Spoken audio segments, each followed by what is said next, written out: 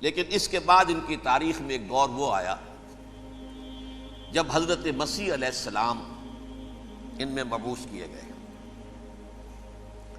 یہ 1400 سالہ تاریخ کا کلائمیکس ہے یہود کی۔ جب کتاب انہیں دی گئی تھی تورات حضرت موسیٰ کے ذریعے، وہ 1400 قبل مسیح کا واقعہ ہے۔ اس وقت سے لے کر اللہ کا وہ فضل ان پر ہوا کہ کوئی ایک لمحہ ایسا نہیں آیا 1400 برس میں کہ ان کے ہاں کوئی نہ کوئی نبی موجود نہ۔ یہ تار ٹوٹا ہی نہیں، 2 سے شروع ہوا، موسیٰ ہارون علیہ السلام، اور 1400 برس کے بعد پھر آخری 2 ہیں، عیسیٰ اور یحییٰ علیہ السلام، یوں سمجھ لیجئے۔ اور اس کے درمیان یہ تار ہے، اور اس تار میں کوئی ایک لمحہ ایسا نہیں آیا کہ کوئی نبی موجود ہو۔ اس میں اتار چڑھاؤ بہت سے آئے ہیں، اس کا وہ میرا موضوع نہیں ہے اس وقت۔ قبل مسیح کی تاریخ جو ہے وہ میرا موضوع نہیں ہے۔ قرآن مجید میں سورہ بنی اسرائیل کے پہلے رکوع میں اس کا تذکرہ موجود ہے۔ وَقَضَيْنَا إِلَىٰ بَنِي إِسْرَائِيلَ فِي الْكِتَابِ لَتُفْسِدُنَّ فِي الْأَرْضِ مَرَّتَيْنِ وَلَتَعْلُنَّ عُلُوًّا كَبِيرًا، 2 مرتبہ ان پر عذاب کے کوڑے برسے۔ پہلے اشوریوں کے ذریعے سے جو شامی تھے، سیرینز اشوری کہلاتے، پھر بابلیوں کے ذریعے سے یعنی عراقیوں کے ذریعے سے، بیبیلونیا نام تھا عراق کا پہلے، ان پر بہت بڑی بڑی تباہیاں آئیں، اللہ تعالیٰ کی طرف سے عذاب آئے۔ اس کے بعد پھر دوسرے دور میں دوسرا اقتدار کا دور آیا، خربستیاں بڑھ گئیں، تو پہلے گریکس کے ذریعے سے، یونانیوں کے ذریعے سے، اور پھر رومیوں کے ذریعے سے پسوایا گیا۔ یہ دور گزر چکے تھے ان پر، 2 عروج کے دور اور 2 زوال کے دور۔ میری چھوٹی سی کتاب ہے تنظیم اسلامی کا تاریخی پس منظر، 6-7 روپے کی ہوگی، اس کو آپ دیکھیں گے تو اس میں اس کا پورا نقشہ آپ کو مل جائے گا۔ ویسے تو یہ کہ میری جو ذرا بڑی کتاب ہے سابقہ اور موجودہ مسلمان امتوں کا ماضی، حال اور مستقبل، اس میں نے ان معاملات پر بڑی تفصیل سے بحث کی۔ بہرحال یہ جو دور تھا ان کا 1400 سالہ، وہ اونچ نیچ سے ہوتا ہوا جب آیا ہے حضرت مسیح کی بعثت پر، تو ان کی شرارت کی انتہا یہ ہو گئی کہ اللہ تعالیٰ نے مسیح کو رسول بنا کر بھیجا، رسولاً الی بنی اسرائیل۔ حضرت موسیٰ اور حضرت عیسیٰ کے درمیان رسول کوئی نہیں ہے، سب نبی ہیں۔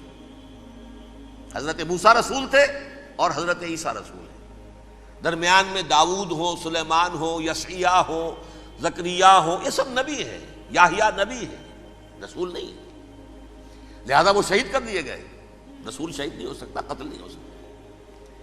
لیکن عیسیٰ اور موسیٰ کے درمیان 1400 برس ان کے جو ہیں، اس کا کلائمیکس ہے حضرت مسیح علیہ السلام کی بعثت، اور حضرت مسیح علیہ السلام کو جسے اللہ نے اپنی روح قرار دیا، روح منہ، کلمتہ القاہا الی مریم، اللہ کا کلمہ، عظیم ترین معجزات۔ انہوں نے کیا کہا؟ یہ ولد الزنا ہے، حرام زادہ ہے، معاذ اللہ، نقل کفر نہ باشد، یہ جادوگر ہے، یہ مرتد ہے، یہ واجب القتل ہے۔ اصل حکومت اس وقت رومیوں کی تھی حکومت، لیکن انہوں نے انہیں آٹونومی دے رکھی تھی، اپنے مذہبی معاملات تم خود طے کر سکتے ہو۔ تو کائفاس جو اس وقت کا ان کا ہیڈ ربائی تھا سب سے بڑا، اس کی عدالت نے فیصلہ کیا مسیح کو سولی چڑھا دیا جائے۔ پائلیٹس پونٹس، اس کے پاس ان کی ازداش پہنچ گئی، یہ ہمارا مجرم ہے مذہبی، یہ مرتد ہے، یہ کافر ہے، یہ جادوگر ہے، یہ واجب القتل ہے، اسے قتل کرو، سولی چڑھا دو۔ خیر وہ لمبی بات ہو جائے گی، اس نے تو اپنے ہاتھ دھوئے کہ صاحب ہمارے پاس کوئی جرم نہیں ہے اس کے خلاف، تم کہتے ہو تو ٹھیک ہے، سولی چڑھا دیتے۔ یہ دوسری بات ہے کہ اللہ نے حضرت مسیح کو اٹھا لیا آسمان پر، ان کی جگہ وہ شخص سولی چڑھا جس نے غداری کر کے گرفتار کروایا تھا، جوڈاس اسکیریوٹ، اس کی شکل اللہ نے بدل دی، حضرت مسیح کی سی، اور حضرت مسیح کو فرشتے اٹھا کے اوپر لے گئے، وہ زندہ آسمان پر اٹھا لیے گئے۔ اور یہ ساری تفاصیل نہ قرآن میں ہے نہ حدیث میں ہے، یہ انجیل میں ہے، لیکن انجیل کون سی؟ برنباس کی انجیل، gospel of the Lord according to Saint Barnabas. یہ حواریین مسیح میں سے تھے، لیکن عیسائی ان کو تسلیم نہیں کرتے، ان کی بائبل کو صحیح نہیں مانتے، کینونیکل نہیں مانتے۔ 100 انجیلیں تھیں، 104 تھیں، جن میں سے 4 چنی ہیں انہوں نے، یہ بتی اور جان اور مرکس مارکس، یہ ہے تو یہ 4 انجیلیں ہیں انہوں نے تسلیم کی کہ یہ کینونیکلز ہیں، یہ تو ہیں حقیقی، باقی جو ہیں 100 اس کو وہ تسلیم نہیں کرتے۔ ان میں سے ایک ہے یہ برنباس، اس میں یہ تفصیل ہے کہ اللہ تعالیٰ نے اس شخص کی، جیوڈاس کی، یہودا جیوڈاس اس کو انگریزی میں کہتے ہیں، اس کی شکل بدل دی حضرت مسیح کی سی، وہ گرفتار ہوا، وہ سولی چڑھا۔ وہ غدار تھا، غداری کی سزا اسے ملنی تھی، وہ مل گئی۔ حضرت مسیح کو فرشتے 4 اٹھ رہے ہیں، جس کوٹڑی میں حضرت مسیح مقیم تھے، ایک باغ کے اندر روپوش تھے، اس کی چھت پھٹی ہے، 4 فرشتے آئے ہیں، حضرت مسیح کو اٹھا کر لے گئے ہیں، چھت برابر ہو گئی ہے۔ اس کے بعد وہ شخص پکڑا گیا۔ بہرحال حضرت مسیح کو اللہ نے اٹھا لیا آسمان۔ لیکن وہ دن ہے کہ اس قوم کو اب مغضوب علیہم قرار دے دیا گیا۔ نوٹ کر لیجیے، اصل میں تو ہونا یہ چاہیے تھا کہ رسول کی جان کے درپے جب کوئی امت ہو جاتی تھی تو اللہ کا قاعدہ یہ تھا کہ اس امت کو نسیہ منسیہ کر دیا جائے۔ حضرت نوح کی قوم کو ختم کیا یا نہیں؟ حضرت ہود کی نگاہوں کے سامنے قوم عاد برباد کی گئی یا نہیں؟ حضرت صالح کی نگاہوں کے سامنے قوم سمود برباد ہوئی؟ یہ اللہ کا قاعدہ رہا۔ سدوم اور عمورہ کی بستیاں حضرت لوط علیہ السلام جہاں بھیجے گئے، مدین کا علاقہ جہاں حضرت شعیب بھیجے گئے، اہل فرعون جن کی طرف موسیٰ کو بھیجا گیا، سب ہلاک کر دیے گئے۔ کیونکہ رسولوں کے بارے میں اللہ کا نبیوں کے بارے میں یہ بات نہیں ہے۔ نبی آیا، اس نے دعوت دی، جس نے مان لیا اچھا کیا، اپنے لیے اچھا کیا، نہیں مانا اس کی اپنی جو ہے آخرت برباد ہو گئی۔ دنیا میں کوئی فیصلہ اس کا نہیں ہوتا، لیکن رسولوں کا معاملہ یہ ہوتا ہے کہ دنیا میں وہ اللہ کی عدالت بن کر آتے ہیں۔ مانو گے تو بچو گے، نہیں مانو گے ہلاک ہو جاؤ۔ تو اس اعتبار سے وہ مستحق تو ہو چکے تھے اس کے کہ انہیں ہلاک کر دیا جائے۔ اب اللہ کی کوئی خصوصی مشیت ہے، اس میں کیا حکمت ہے، وہ ہے ایک حکمت، میں بعد میں اگر وقت ہوا تو بتاؤں گا۔ فیصلہ یہ کیا اللہ نے کہ حضرت مسیح کو تو اٹھا لیا زندہ، اور ان کی رسی ابھی مزید دراز کر دی کہ ان کو ابھی مہلت دے دی کہ تمہیں آخری استیصال، جس کو عذاب اکبر کہتا ہے قرآن، سورہ سجدہ جو حضور ہر جمعے کی پہلی رکعت میں فجر میں پڑھتے تھے، وَلَنُذِيقَنَّهُم مِّنَ الْعَذَابِ الْأَدْنَىٰ دُونَ الْعَذَابِ الْأَكْبَرِ لَعَلَّهُمْ يَرْجِعُونَ۔ چھوٹے چھوٹے عذاب اور ایک بڑا عذاب، جبکہ قوم بالکل برباد، نسیہ منسیہ، کأن لم یغنوا فیہا، ایسے ہو جائیں جیسے کوئی تھے ہی نہیں آبادیاں۔ لا یرا الا مساکنہم، اب ان کے مسکن نظر آتے، مکین نظر نہیں آتے۔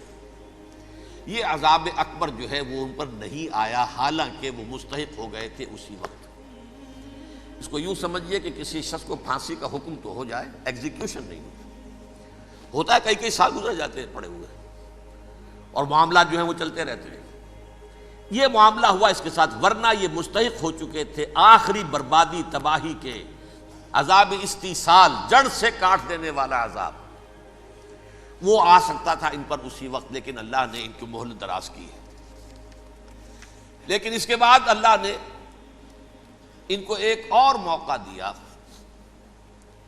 600 برس بعد حضرت مسیح کے محمد الرسول اللہ صلی اللہ علیہ وسلم کی بعثت ہوئی، اور یہ میں سمجھتا ہوں کہ اس قوم پر اللہ کا اتنا بڑا فضل تھا، اتنا بڑا فضل تھا، اتنا بڑا فضل تھا۔ اب پھر ایک موقع دیا، عسیٰ ربکم ان یرحمکم وان عدتم عدنا، دیکھو اب بھی تمہیں ہم ایک موقع دے رہے ہیں، تمہارا رب تمہارے اوپر اب بھی فضل کرنے کو تیار ہے، رحم فرمانے کو تیار ہے۔ ان ھذا القرآن یہدی للتی ہی اقوم، اس قرآن کے سائے میں آ جاؤ، یہ شاہدرا ہے ہدایت میں آنے کا، اس میں داخل ہو جاؤ، محمد کی تصدیق کرو صلی اللہ علیہ وسلم، دامن محمدی میں آ جاؤ، اب بھی ہم تمہارے گناہ بخش دیں۔ لیکن نہیں، اس قوم نے حضرت محمد صلی اللہ علیہ وسلم کی دشمنی کی کمر کس لی، اور اب یوں سمجھیے اس تاریخ سے لے کر آج تک یہ گٹھ جوڑ ہے۔ ظاہر بات ہے کہ ابلیس کا بھی اصل دشمن اب کون ہے، یا ہدف کون ہے، ٹارگٹ کون ہے؟ جنہوں نے محمد کو نہیں مانا صلی اللہ، وہ تو ہے ہی جہنمی، ان پر کوئی اور محنت کرنے کی ضرورت کیا ہے؟ سمجھ گئے میری بات؟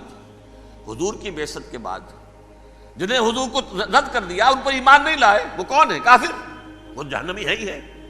لہذا اس کے اوپر کوئی محنت صرف کرنے کی ابلیس کو ضرورت نہیں، اس کا اصل ٹارگٹ امت محمد ہے صلی اللہ علیہ وسلم۔ وہ ساری نوع انسانی کی دشمنی اب آ کر مرکوز ہو گئی ہے امت محمد صلی اللہ علیہ وسلم کی دشمنی پر۔ اور اسی طرح یہود کا معاملہ، اگرچہ ویسے پوری نوع انسانی کے دشمن ہیں، انہیں حیوان سمجھتے ہیں، ان کی جان مال اپنے لیے مباح سمجھتے ہیں، جس طرح چاہیں لوٹے کھسوٹے کھائیں پیئے انہیں، لیکن اب ان کی بھی دشمنی کا سب سے بڑا مرکز امت محمد۔ کیوں؟ وہی تکبر اور حسد، وہی بیماریاں۔ انہیں تکبر یہ ہو گیا تھا کہ 2000 سال سے یہ نبوت ہماری میراث، ہماری جاگیر، بنو اسرائیل کے اندر سینکڑوں نبی آئے، 3 کتابیں اللہ نے ہمیں عطا کی، یہ کہاں سے آ گیا محمد صلی اللہ علیہ وسلم؟ معاذ اللہ ثم معاذ اللہ، یہ امیین میں سے، یہ جنٹائلز میں سے، یہ گوئنز میں سے، یہ حقیر ان پڑھ، کہاں ہم کہاں یہ نہیں تسلیم کریں گے۔ حالانکہ قرآن کہتا ہے یعرفونہ کما یعرفون ابناہم، ان کے علماء ایسے پہچانتے تھے حضور کو جیسے اپنے بیٹوں کو پہچانتے ہیں کہ یہ آخری نبی ہیں، لیکن تکبر اور حسد کی آگ میں جل اٹھے۔ اب ان کے بھی دشمنی کس سے ہے؟ محمد اور امت محمد صلی اللہ علیہ وسلم۔ یہ گٹھ جوڑ ہے۔ اب دیکھیے، یہ ہے میری گفتگو کا اب تک کی گفتگو کا حاصل، یہ گٹھ جوڑ، ایک غیر مرئی دنیا، انویزیبل دنیا کا ابلیس لعین اور جنات میں سے اس کے لشکری فوج۔ انسانوں میں سے ویسے تو اور بھی بہت جگہ اس کے ایجنٹ ہیں، مسلمانوں میں بھی ہے، لیکن بحیثیت قوم، بحیثیت مجموعی، ایک پوری قوم، ایک پوری نسل جو ہے اس کے ساتھ گٹھ جوڑ ہے۔ ان دونوں کی گٹھ جوڑی کے ساتھ یہ دشمن دون ہیں انسانیت کے، پہلا دشمن ابلیس لعین، عزازیل لعین، اور دوسرے دشمن یہود ملعون۔